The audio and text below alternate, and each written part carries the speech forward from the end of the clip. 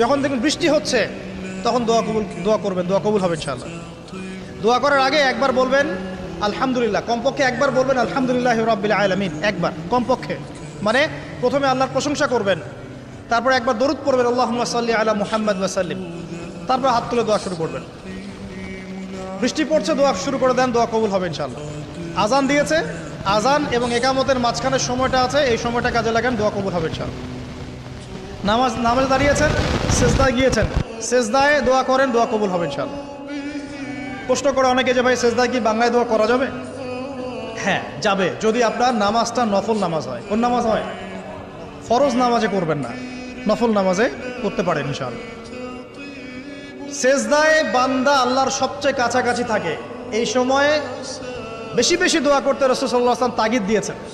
দোয়া করলে ডাইরেক্ট কবুল হবে ইনশাআল্লাহ।